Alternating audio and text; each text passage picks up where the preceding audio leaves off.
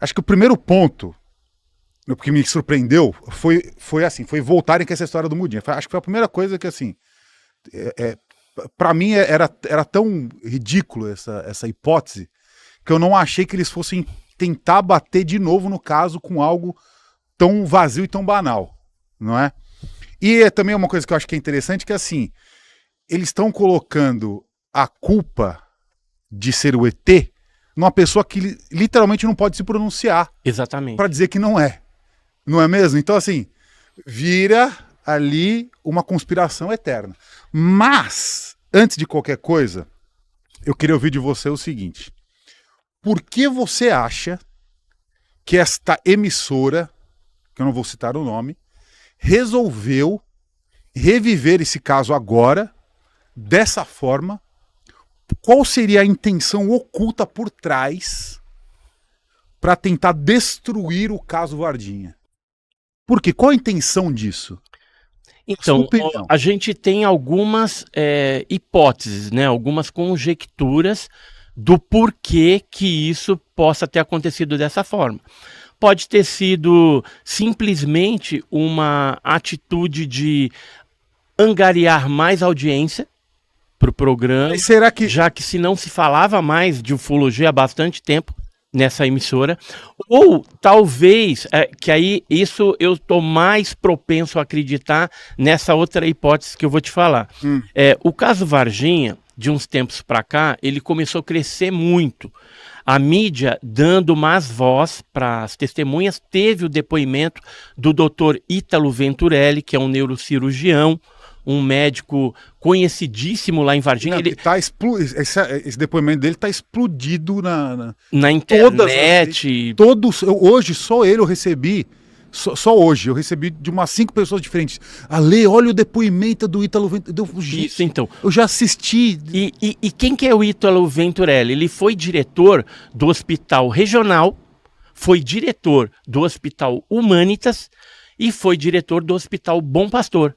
Quer dizer, 3 hospitais que tiveram envolvido até o pescoço nessa questão da criatura de Varginha. E é uma pessoa super conceituada em Varginha, séria, e que, segundo ele teria resolvido falar agora depois de ter uma enfermidade, né, que levou ele à UTI, ele quase morreu, né? Então resolveu falar aquilo que ele sabia. Eu acho que ele ainda não falou tudo que ele sabe.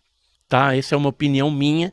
Eu acho que ele tem muito mais coisa e tem cartas na manga, porque um médico do conhecimento e do caráter dele jamais exporia a sua carreira como médico de mais de 40 anos, falando uma história dessa, se não fosse verdade, se ele não tivesse uma carta, um trunfo. De repente ele tem até o vídeo, né? Porque ele sabia quem tinha o vídeo. Né? Nós sabemos que era o Dr. Marcos Vinícius, né? E assim outros médicos também tem. Eu tenho vários aqui citados, vários médicos que tiveram envolvimento ou que viram um vídeo, e a gente não sabe se o Marcos Vinícius passou cópia desse negócio, desse ser, quando foi operacionalizado ali, quando passou por uma cirurgia, né? No hospital regional, a gente não sabe, no Humanitas também teve a passagem lá da criatura, mas o que acontece? O Dr. Venturelli, ele causou um estardalhaço tão grande e trouxe à tona novamente o caso Varginha, que de repente os agentes de inteligência que querem acobertar o caso tinham que fazer alguma coisa. Então a gente não sabe se foi só audiência. Eu acho que não foi só a audiência da Globo, deve ter alguma outra coisa por trás, porque o que aconteceu? E aí você vai ficar estarrecido a ler com o que aconteceu.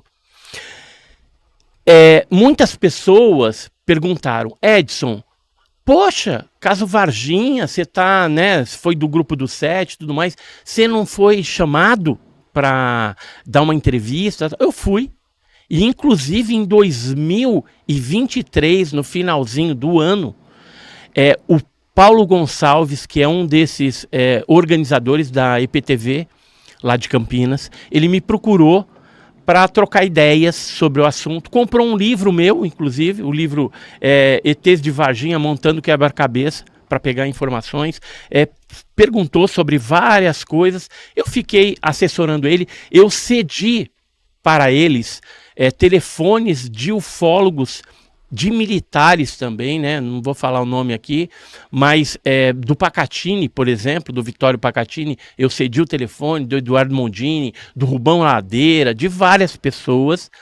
E após isso, o que eu recebi? Quando eu fiquei sabendo no final do ano de 2025 que essa emissora iria passar 3 episódios desse documentário, eu rapidamente mandei um WhatsApp para essa pessoa que estava organizando tudo e perguntei para ele, olha, o pessoal está perguntando aqui, os meus inscritos, eu queria saber, eu vou aparecer em algum episódio? Qual o episódio que eu vou aparecer?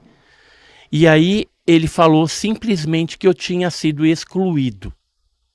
Então o que eu percebo? Que houve uma ação tendenciosa em se excluir pessoas que defendiam o caso Varginha, porque não foi só eu que fui excluído. Tem outros ufólogos que foram excluídos. Por exemplo, a filha do Claudeir Covo, né, que é a Cíntia Covo, ela fez uns comentários na internet e tudo mais, e ela disse que cedeu para esse mesmo cidadão documentos para que ele utilizasse no documentário.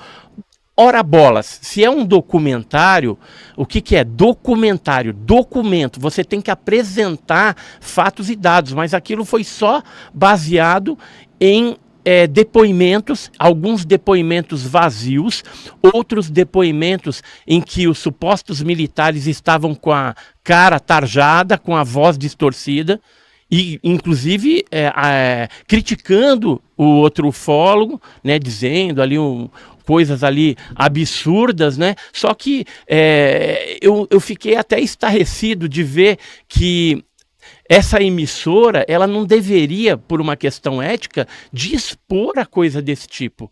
Agora, se a pessoa tivesse ali com a cara aberta, né, aí tudo bem, né? Então a pessoa ela está assumindo, né, o que ela está falando, mas isso não aconteceu, né? Então parece que há toda uma manobra arquitetada para desconstruir o caso Varginha e pior, e você fazer com que pesquisadores fiquem em situação não muito confortável, como foi o caso do Vittorio Pacatini. E é aquela coisa, um dos militares que aparece, inclusive no documentário, que é o tal do Militar 2, que era o cabo lá, que viu a criatura dentro do Hospital Humanitas na época, e isso está gravado em fita, né, de vídeo, foi gravado em vídeo. Essa gravação ela foi feita no dia 4 de maio de 1996, durante uma reunião que estava acontecendo na casa do Birajara Franco Rodrigues. Ele tinha na casa dele um auditório que ficava num anexo. Eu estava lá, inclusive, no dia 4 de maio de 1996, assim como vários outros ufólogos, e a imprensa de várias emissoras ali também presentes, porque iriam ser feitas revelações bombásticas do caso Varginha, inclusive sobre a tentativa de suborno que a dona Luísa, que era a mãe da Valquíria e da Liliane, tinham sofrido. Mas o que acontece no meio desse caminho? Talvez isso vocês não saibam, mas eu estava lá e acompanhei de camarote tudo isso.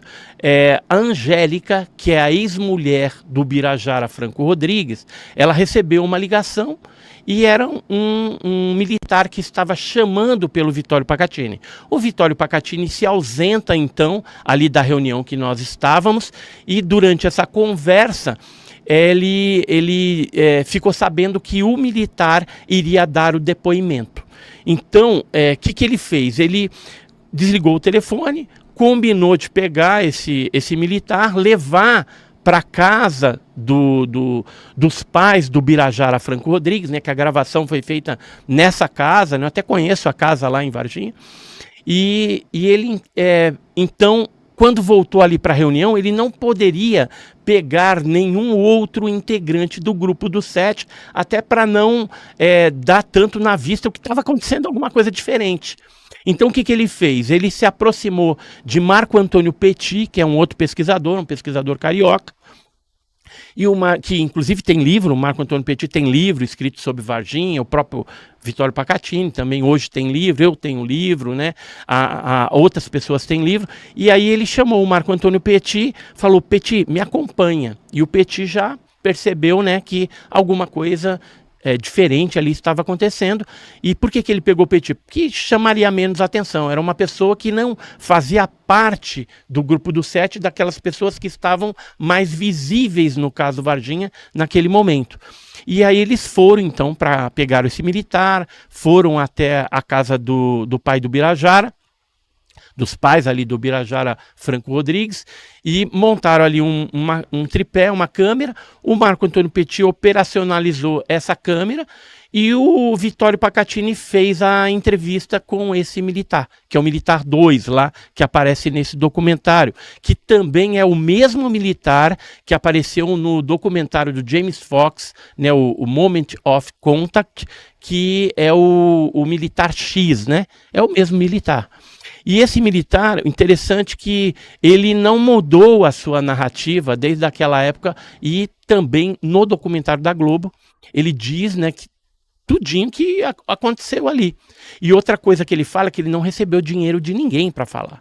Ele falou de livre e espontânea vontade, por questões até de amizade, porque esses militares da ESA, eles cresceram com o Vittorio Pacatini, porque o Vittorio Pacatini, ele morava em Três Corações, tinha a casa da mãe dele lá, até conheci na época, e assim, ele tinha contato ali com a molecada, né? A molecada cresceu, alguns serviram na escola de Sargento das Armas e se tornaram militares. Então, esses militares que estavam envolvidos ajudaram ele na pesquisa, revelando certos detalhes do que aconteceu. Então, por exemplo, esse militar 2, que nós sabemos quem é, ele não mudou a sua narrativa em nenhum momento. O militar 3 é que há dúvida, né? Porque a gente sabe quem é o militar 3 também, e ele não recebeu dinheiro, nunca recebeu nada, nunca foi pago um tostão furado, um centavo para ninguém. Geralmente o ufólogo é mais duro que qualquer coisa. Fizeram essa acusação, né? Fizeram essa acusação. Essa acusação. Isso. E assim, o azar que eu acho que deu do Pacatini, né, que foi tudo montado, né? Na verdade, eles montaram uma trama, já tinham um roteiro, e você sabe, né? Você grava lá 1 hora, 2 horas com a testemunha ou com a pessoa que você quer, e na hora, no documentário, vai aparecer 5 minutos, 3 minutos, né? 1 minuto, e uma fala cortada e emendada para trazer uma história, que é a história, o enredo que a Globo achou que era interessante de trazer. E aí, para isso, o que ela faz? Ela exclui todas as outras pessoas que teriam argumentos. Por exemplo, por que a Globo não mostrou, por exemplo, o depoimento do Marcos Feres, que afirmou publicamente que um avião da USAF, da Força Aérea Norte-Americana, um C-17, pousou em Viracopos no dia 20 de janeiro de 96. Eu tenho foto desse avião. A gente sabe que não só esse avião norte-americano, mas também um avião da NASA pousou em Congonhas, aqui em São Paulo, na mesma época. Por que a Globo omitiu isso? Porque a Globo omitiu a questão do zoológico, onde a dona Terezinha viu aquela criatura, onde animais morreram de forma misteriosa. Tem documentos das análises que foram feitas nos animais, está aqui no meu livro também, nos anexos, a gente publicou os documentos que existem aqui, ó. As análises dessas necrópsias, né, que foram feitas, desses exames nos animais, para tentar identificar do que eles morreram depois do aparecimento de uma criatura estranha dentro do zoológico, que apareciam criaturas com mesmas características que as meninas viram, né, no terreno baldio, dentro do zoológico também. A única diferença é que ele tinha uma espécie de capacete, ou elmo, ou touca, na cabeça, que era meio dourado, assim, meio amarelado. Essa era a diferença. Agora, os olhos vermelhos, esbugalhados, eram iguais ao que as meninas viram, né? Então, o depoimento da dona Terezinha e de outros vereadores lá da cidade são convergentes ao que as meninas viram. Só que esses políticos não tiveram a mesma coragem que a dona Terezinha teve de se expor e falar. Né, porque a gente sabe que tem outros vereadores ali, mas por questões políticas, para não manchar a carreira política dele, falou, não vou falar nisso, senão depois o pessoal vai falar que eu sou o vereador do ET, né, alguma coisa assim, vão começar a fazer chacota. Agora, pensa só, o Mudim estava então dentro do zoológico também, quando aconteceu esse outro avistamento da dona Terezinha Galo-Klepf.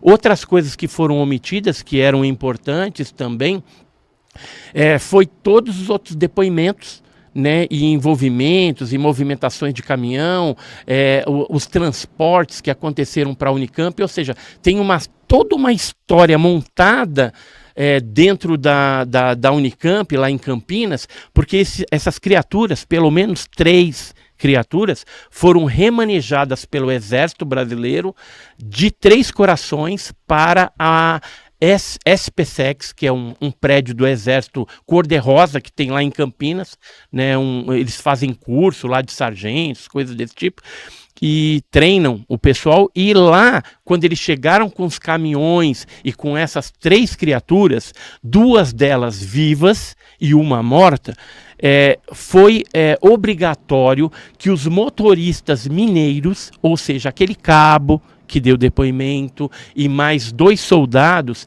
fossem dispensados temporariamente, ficaram ali, né, se alimentando, tomando café, se quisessem jogar bola, podia jogar bola, e motoristas locais de Campinas, da SPSEX, assumiram esses caminhões e levaram as cargas para dentro da Unicamp. O que a gente ficou sabendo é que o Badam Palhares recebeu essas cargas lá. Eu conheci uma pessoa que quase foi da família do Badam Palhares. Vou te contar essa história. Como é que foi? Eu estava no shopping aqui em São Paulo e essa pessoa me abordou e falou assim, olha, eu tenho um negócio de Varginha para te contar.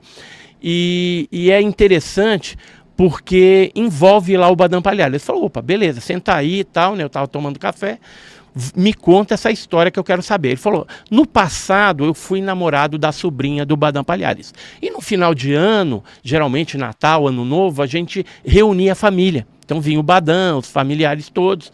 E como estava muito burburinho a respeito do negócio lá de Varginha, o ano todo o pessoal falando daquilo, os próprios familiares do Badam Palhares botaram ele na parede, contra a parede. O Badam, naquela época, segundo essa pessoa me contou, não bebia, não era dado a bebida alcoólica, nada disso, porque o serviço dele também não permitia. E por uma opção também ele não bebia. Mas ele fez uma exceção, naquele dia tinha tomado um vinhozinho. E nisso o pessoal pressionou ele e falou, Badam, conta pra gente, você recebeu ET ou não recebeu ET aí na Unicamp? Ele falou, ó, eu vou falar uma única vez, depois eu não vou falar mais. E vocês não me enchem a paciência com isso, porque eu não posso falar sobre isso, mas eu vou falar a única vez. Ó, recebi sim uma criatura viva que foi remanejada para o IFISH, uma criatura viva que estava machucada, que foi colocada na patologia avançada, e uma criatura morta que foi levada para o Hospital das Clínicas, né, que é o subterrâneo ali do Hospital das Clínicas da Unicamp, onde foi feita uma necrópsia, aí ele participou, o Conrad Metz e outras pessoas.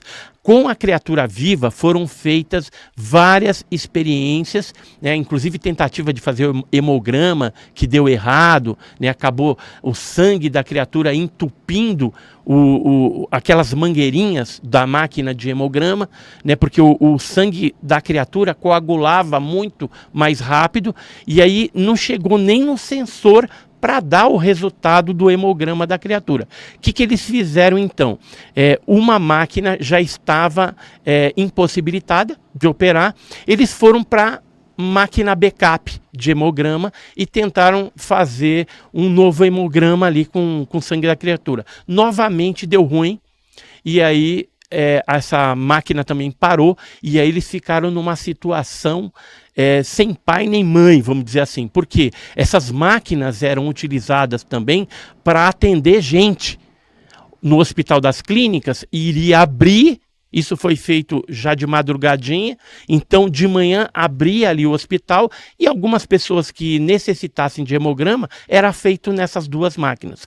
Como as duas estavam quebradas por conta do sangue da criatura ter coagulado dentro das mangueirinhas, o que eles fizeram? Ligaram para uns técnicos que arrumavam a máquina para ver se dava um jeito. Os técnicos foram lá, tentaram dar um jeito, mas não deu jeito. E tiveram uma ideia, esses técnicos. Vamos fazer o seguinte, a gente pede uma máquina menor de hemograma de um outro departamento, eles sabiam onde tinha essa outra máquina, e a gente pelo menos atende aí emergencialmente as pessoas que chegarem, né, até ver o que a gente vai fazer. Como os americanos já estavam lá na Unicamp, eles decidiram então encaixotar essas duas máquinas que estavam paradas, ligaram para os Estados Unidos, para a empresa daquelas máquinas, que eram máquinas americanas, norte-americanas, e mandaram vir de avião duas máquinas. Chegando no Brasil, foi pego aquela plaquinha de série, trocado, né, pegaram as máquinas velhas e substituíram na máquina nova que chegou, para não ficar um rastro daquilo que tinha sido feito. E as máquinas antigas, com o sangue da criatura, foram encaixotadas e levadas aos Estados Unidos, para algum lugar que a gente imagina, talvez a Área 51, algum lugar assim.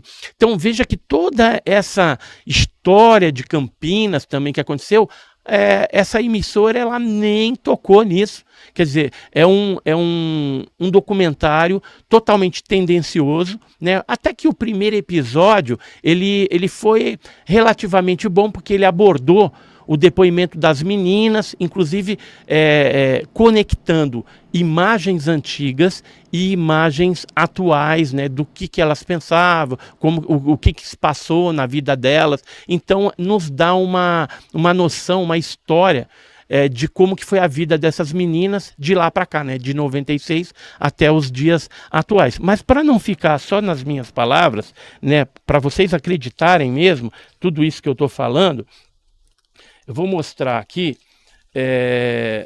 Eu tenho prints da conversa que a gente teve com esse diretor lá da emissora em 2023, para não ficar dúvida nenhuma de que nós conversamos e fomos excluídos. Então tá aqui, ó.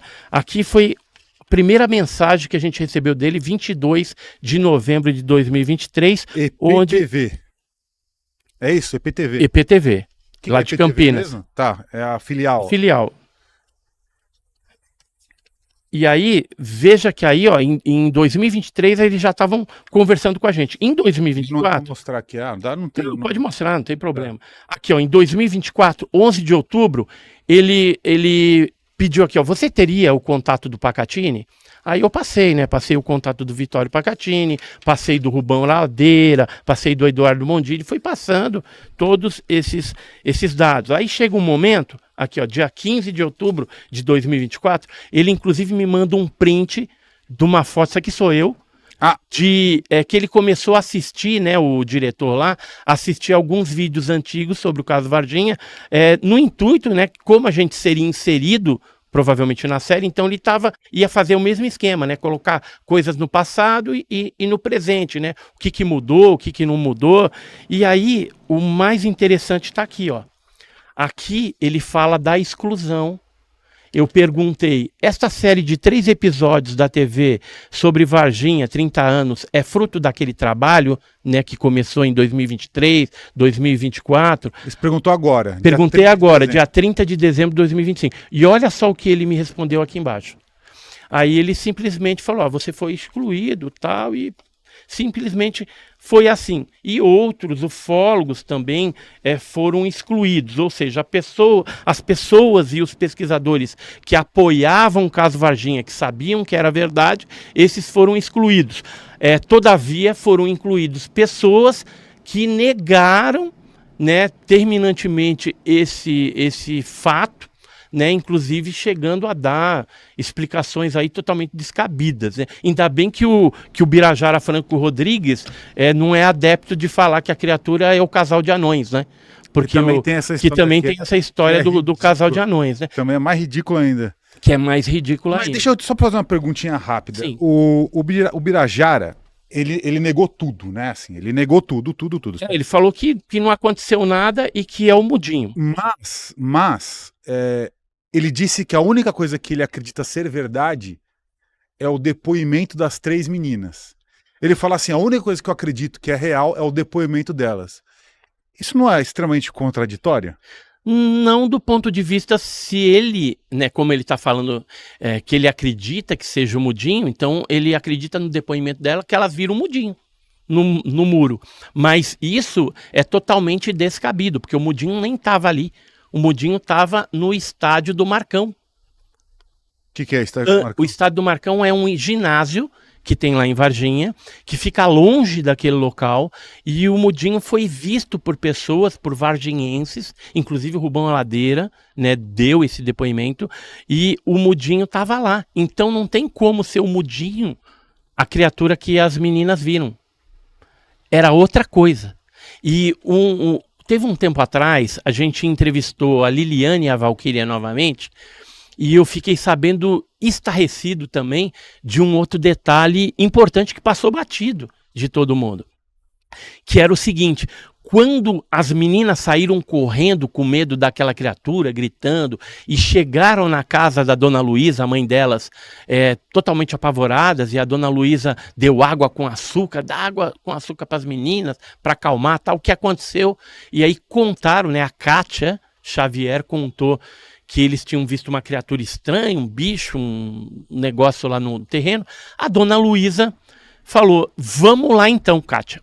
Né? Então pegou a Kátia e subiram até aquele local no intuito de ver essa criatura. Só que ao chegar no terreno baldio, a Dona Luísa sentiu um cheiro, uma coisa que ela disse que parece amônia, né? Ou um produto de limpeza, alguma coisa forte que ardia as narinas, e ela viu marcas de pés com dedos assim grandes, né? Pés grandes, estampado no solo. E uma coisa que eu fiquei sabendo, que é isso que foi estarrecedor, quando a Dona Luísa chegou lá, havia moradores locais, e esses moradores falaram para a Dona Luísa o seguinte, abre aspas, Dona Luísa, a senhora veio ver o bicho aqui? O bombeiro já levou. Então, aquelas pessoas também observaram aquela criatura e viram uma movimentação do corpo de bombeiros de Varginha levando aquela criatura que as meninas viram. Ou seja, não levaram mudinho nenhum. Embora, e o mudinho, nesse mesmo momento, ele estava bem longe dali, nesse estádio, que era o estádio do Marcão. Né? Então, essa conjectura, essa hipótese de que seja o mudinho é totalmente absurda e mentirosa.